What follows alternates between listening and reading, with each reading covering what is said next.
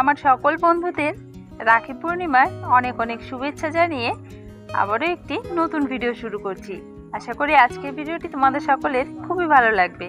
চলো তবে দেখতে থাকো ভিডিওটি।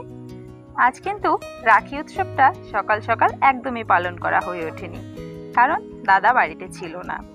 ও যেহেতু যেখানে কাজ করছে ওখানে রয়ে গেছে, তাই সকালে আমিও ফোন করে উঠতে পারিনি, কারণ মা যেহেতু অসুস্থ বাড়িটার সমস্তটাই আমাকে দেখতে হচ্ছে।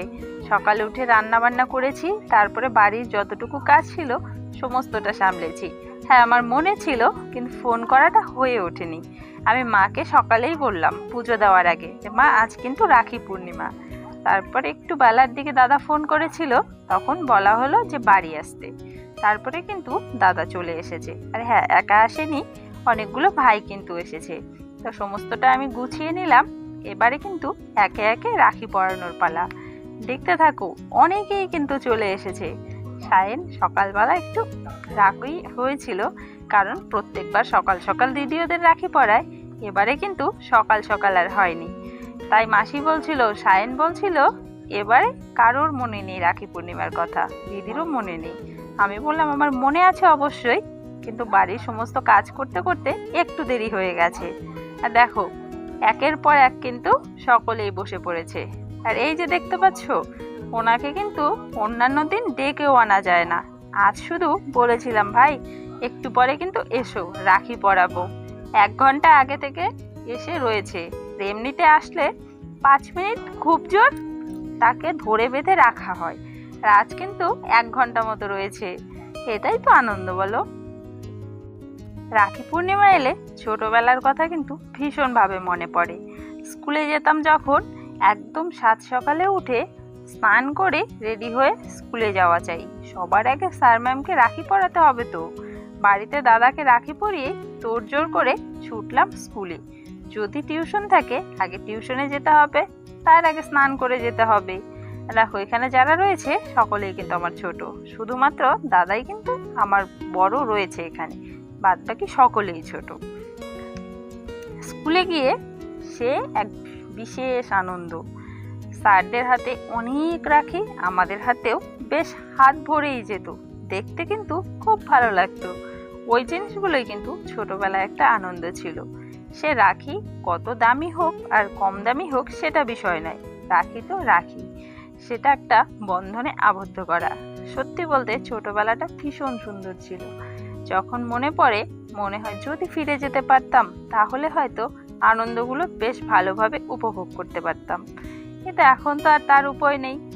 এখন সেই দিনগুলো পার করে এসেছি, এখন শুধুমাত্র সেগুলো মনে করতে হবে, আর কিছু করার নেই, আফসোস করা ছাড়া।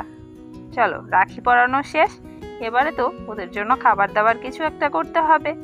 বিশেষ কিছু করে উঠতে পারলাম না, কারণ দাদা যেহেতু নিরামিষ খায় আর ওরা খুব একটা সময় নিয়ে আসেওনি। এইটুকু সময়ের মধ্যে নিরামিষ আমিষ দুটো করা সম্ভব নয়, তাই এখানে ছোলার ডাল সেদ্ধ করে নিয়েছি। এবারে ছোলার ডালটা ফোড়ন দিয়ে নেব। এখন যদি আমি আমিষ কিছু করতে যাই, সেক্ষেত্রে দাদার জন্যও কিন্তু নিরামিষ কিছু করতে হবে, তাই ভাবলাম যে কোনো একটাই হোক।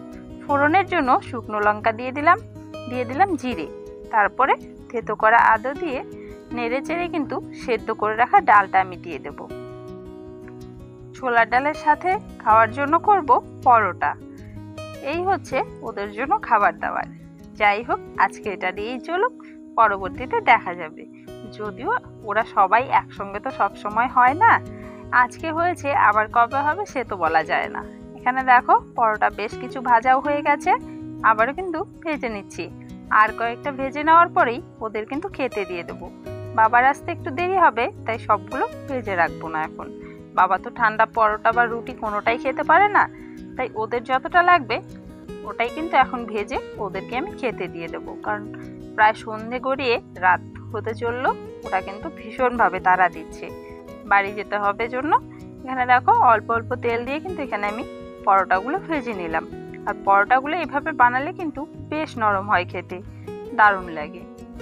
দেখা যাক আজকে কেমন হয়েছে, সেটা খাওয়া দাওয়ার পর ওরাই বলতে পারবে।